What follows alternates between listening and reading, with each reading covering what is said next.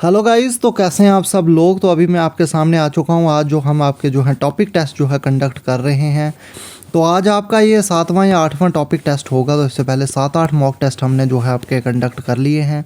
अगर आपने वो नहीं देखे हैं तो आप हमारे चैनल को सब्सक्राइब करके प्लेलिस्ट में जा सकते हैं। प्लेलिस्ट का नाम है JKSSB सेक्शनल टेस्ट। वहाँ पे जाके आप सेक्शनल टेस्ट को जो है अटैम्प्ट कर सकते हैं। तो काफ़ी सारे सेक्शनल टेस्ट आपको फाइनेंस अकाउंट असिस्टेंट के लिए मिल जाएंगे। और ये टेस्ट आपके लिए आज जो टेस्ट है वो है इंडियन फ्रीडम स्ट्रगल के ऊपर। तो इंडियन फ्रीडम स्ट्रगल के ऊपर आज का जो है टेस्ट हमने जो है आपके लिए फ्रेम किया है। आपने देखना है कि 10 क्वेश्चन आपको पूछे जाएंगे, आप 10 में से कितने आंसर्स जो हैं वो दे सकते हैं। तो एक बात यहाँ पे बता दी जाए कि ये आपके लिए जो है JKPSI के लिए भी हेल्पफुल है, VLW के लिए भी हेल्पफुल है और साथ में FA के लिए भी हेल्पफुल है। तीनों एग्ज़ाम के लिए हेल्पफुल रहने वाला है।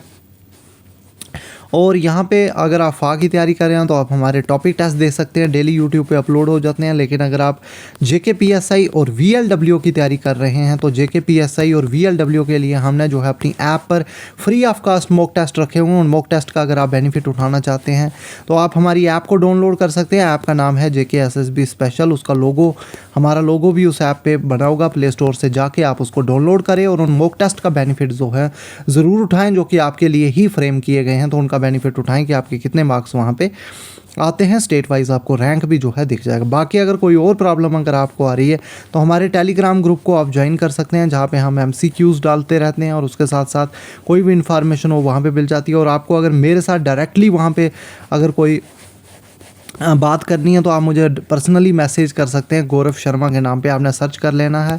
तो वहाँ पे आप सर्च करते ही ग्रुप में गौरव शर्मा के नाम पे आप मुझे मैसेज कर सकते हैं। जो भी आपकी प्रॉब्लम होगी वहाँ पे आपकी प्रॉब्लम को सुना जाएगा। तो चलिए गाइज अब शुरू करते हैं। 10 क्वेश्चन आज पूछे जाएंगे, देखते हैं आप कितने आंसर्स जो हैं देते हैं। तो पहला क्वेश्चन है, who is known as Indian Burke.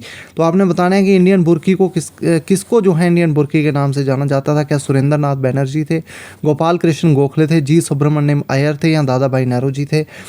तो ये इसका आंसर आप मुझे बताएं। तो पहला जो दादा भाई नेहरू जी है ये नहीं है, गोपाल कृष्ण गोखले भी इसका आंसर नहीं है, जी सुब्रमण्य अय्यर और सुरेंद्र नाथ बनर्जी में आपको कन्फ्यूजन होगी तो मैं आपको बता दूं इसका राइट आंसर जो है वो है सुरेंद्र नाथ बनर्जी। और ये पहले ICS थे जिनको जो था निकाल दिया गया था। तो आई होप आपको जो है ये समझ आ रही होगी। तो देखेंगे आपके कितने मार्क्स जो हैं आपके यहाँ पे आते हैं। कोशिश कीजिएगा कि 10 में से 10 मार्क्स आएँ, क्योंकि अभी जो है ये जो टाइम है ये रिवीजन का टाइम है, कोई आपको यहाँ पे पढ़ाया नहीं जा रहा। तो इसलिए अच्छे खासे मार्क्स जो हैं आपके आने चाहिए। तो ये फर्स्ट ICS थे जिनको डिसमिस किया गया था, ये थे सुरेंद्र नाथ बनर्जी और इनको इंडियन बुर्की के नाम से भी जाना जाता है। ये बात आप याद रखेंगे। तो नेक्स्ट क्वेश्चन है, सूरत सेशन टुक प्लेस ऑन। तो आपने बताना है सूरत सेशन कब हुआ था, 1906, 7, 8 या 9। तो बिल्कुल इजी क्वेश्चन है। तो ये क्वेश्चन भी जिसको नहीं आ रहा तो फिर काफ़ी प्रॉब्लम हो जाएगी। तो 1907 इसका राइट आंसर रहेगा। तो आई होप जो है आपने 2 में से 2 मार्क्स जो हैं अभी तक जो हैं ले लिए होंगे। तो आगे चलेंगे अगले क्वेश्चन की तरफ। Who was the main leader of Ghadar party. तो गदर पार्टी के मेन लीडर कौन थे, तारकनाथ दास, लाला हरदयाल, एडविन लुटियंस या रास बिहारी घोष। तो इसका राइट आंसर आप मुझे बताएं। तो इसका राइट आंसर जो है रास बिहारी घोष नहीं है, एडविन लुटियंस भी नहीं है, तारकनाथ दास भी नहीं है। राइट आंसर इज़ लाला हरदयाल। तो लाला हरदयाल जो थे मेन लीडर थे गदर पार्टी के। और ये जो है आई होप आपने अभी तक 3 में से 3 मार्क्स जो हैं वो ज़रूर यहाँ पर ले लिए होंगे। अगले क्वेश्चन की तरफ चले। अगला क्वेश्चन है, who gave the slogan Swaraj is my birth right and I will have it. बिल्कुल इजी क्वेश्चन। तो स्वराज मेरा जन्मसिद्ध अधिकार और मैं इसको लेके रहूँगा। तो ये नारा किसने दिया था, महात्मा गांधी ने दिया था, भगत सिंह ने दिया था, चंद्रशेखर आज़ाद ने दिया था या बाल गंगाधर तिलक ने दिया था। तो ये सारे गलत हैं। इसका राइट आंसर जो है बाल गंगाधर तिलक रहेगा। तो आई होप आपको समझ आई होगी। तो 4 में से 4 मार्क्स अभी तक आपने लिए होंगे। बिल्कुल बेसिक लेवल के क्वेश्चन हैं, ज़्यादा डिफिकल्ट नहीं है। जैसे JKSSB एग्ज़ाम्स के लेवल के ही क्वेश्चन आपके लिए लाए गए हैं। अगला क्वेश्चन है, who started the newspaper Indian opinion. तो इंडियन ओपिनियन जो न्यूज़पेपर था इसको किसने जो था स्टार्ट किया था, एनी बेसेंट, जवाहरलाल नेहरू ने, महात्मा गांधी ने या बाल गंगाधर तिलक ने। तो इसका राइट आंसर आप मुझे बताएं। तो इसका राइट आंसर जो है एनी बेसेंट नहीं है, जवाहरलाल नेहरू भी नहीं है, बाल गंगाधर तिलक भी नहीं, तो Mahatma Gandhi is the right answer. तो आई होप आपने 5 में से 5 अभी तक जो है राइट आंसर जो है वो दे दिए होंगे। अगले क्वेश्चन की तरफ चलेंगे। अगला क्वेश्चन है, which of the following commission was appointed. तो आपने बताना है कि कौन सा कमीशन जो था अपॉइंट किया गया था इंक्वायर करने के लिए जलियांवाला बाग मैसेकर को। तो सबसे पहले आप बताएंगे जलियांवाला बाग मैसेकर कब हुआ था। तो 1919 में हुआ था, बैसाखी वाले दिन हुआ था, 13 अप्रैल का दिन था। आप बताएंगे किन 2 नेताओं को अरेस्ट किया गया था और उसके रिगार्डिंग मीटिंग करने के लिए उनके नाम आप कमेंट सेक्शन में बताएं उन दो के कि किनको जो था अरेस्ट किया गया था और उनके रिलेटेड ही वहाँ पे मीटिंग जो है बुलवाई गई थी, तो वहाँ पे गोलियाँ चल जाती हैं। तो आपने बताना है कौन सा कमीशन जो था इसको इंक्वायर करने के लिए बिठाया गया था। क्या हंटर कमीशन था, वेल्व कमीशन था, सिंधिया कमीशन था या क्लाइव कमीशन था? तो राइट आंसर आप बताएं। तो इसका राइट आंसर जो था वो हंटर कमीशन है। Valve commission, Scindia commission, Clive commission इसका राइट आंसर नहीं है। तो आई होप आपको ये समझ आई होगी। अगले क्वेश्चन की तरफ चलेंगे तो डायरेक्ट आपको पूछा गया कि चौरी चौरा इंसिडेंट जो है वो कब हुआ था? तो ये तब हुआ था जब नॉन कॉपरेशन मूवमेंट जो है इसके बाद जो थी बंद हो गई थी। तो आपने बताना है ये चौरी चौरा इंसिडेंट जो था कब हुआ था? 5 फरवरी 1922, 5 मार्च 1922, 15 सितंबर 1922 या 15 नवंबर 1922? तो इसका राइट आंसर आप बताएं। तो ये दो इसके राइट आंसर नहीं है, 5 मार्च भी इसका राइट आंसर नहीं है। तो right answer is 5 February 1922 is the right answer. I hope आपने जो है 7 में से 7 मार्क्स जो हैं अभी तक गेन कर लिए होंगे। अच्छा, अगर आप यहाँ पे 7 में से 6 भी अभी तक ले रहे हैं तो अच्छा, आपका जो है अच्छे तरीके की हिस्ट्री आपने जो है पढ़ी हुई है। नेक्स्ट क्वेश्चन है वैकोम सत्याग्रह टुक प्लेस इन। तो वैकोम सत्याग्रह जो था ये कहाँ पे हुआ था? आपने बताना है। क्या तमिलनाडु में हुआ था, केरल में हुआ था, महाराष्ट्र में हुआ था या आंध्र प्रदेश में हुआ था? तो उसका राइट आंसर आप बताएं। तो Andhra Pradesh is not the right answer, Maharashtra भी इसका आंसर नहीं है, तमिलनाडु भी इसका आंसर नहीं है। तो the right answer is Kerala.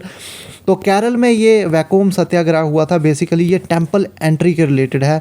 तो केरल में तब ऐसा होता था कि जो लोअर कास्ट हिंदूज़ थे उनको जो था टेंपल में इंटर नहीं करने देते थे, तो इसलिए इसके रिलेटेड जो था, और महात्मा गांधी ने भी इसको सपोर्ट किया था। तो सबकी एंट्री जो है वो पॉसिबल होनी चाहिए टेंपल्स में। तो इसके लिए वैकोम सत्याग्रह जो था केरल में हुआ था। तो Kerala is the right answer. Kerala में तब जो था ट्रैवनकोर एक जगह थी, वहाँ पे ये हुआ था।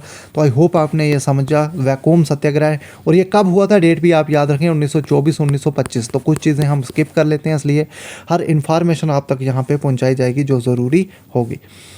तो अगला क्वेश्चन है, अगला क्वेश्चन आपकी स्क्रीन पे आ चुका है। आफ्टर पूना पैक्ट के बाद the seats reserved for the depressed classes were increased from 71 to. तो पूना पैक्ट आपको पता है, पूना पैक्ट जो था महात्मा गांधी और भीमराव अंबेडकर के बीच में हुआ था, क्योंकि डिप्रेस्ड क्लासेस को भी जो था सेपरेट जो था इलेक्टोरेट जो था वो दिया गया था। लेकिन उसको जो है महात्मा गांधी ने जो था उसके लिए जो था फास्ट करना शुरू कर दिया था, और जिसके लिए बाद में जो है इनके लिए सेपरेट इलेक्टोरेट था उसको अबंडन किया गया। लेकिन उसके बाद जो था इनके लिए सीट्स को इंक्रीज़ किया गया था। तो आपने बताना है डिप्रेस क्लासेस के लिए कितनी सीट इंक्रीज़ की गई थी? पहले 71 थी, फिर कितनी की गई थी? 100 की गई थी, 200, 148 या 178? तो राइट आंसर 100 नहीं है, 200 भी नहीं है। तो राइट आंसर है 148। तो 71 से सीधा 148 सीट्स तक जो था वो पहुँचा दिया था। तो आई होप आपको समझ आई होगी। तो इतनी सीट्स जो थी इंक्रीज़ की थी डिप्रेस्ड क्लासेस के लिए। तो ये लास्ट क्वेश्चन है कि इंडिविजुअल सत्याग्रह जो था महात्मा गांधी ने कब जो था अपनी तरफ से जो था लॉन्च किया था? तो 1940, 42, 44 या 46?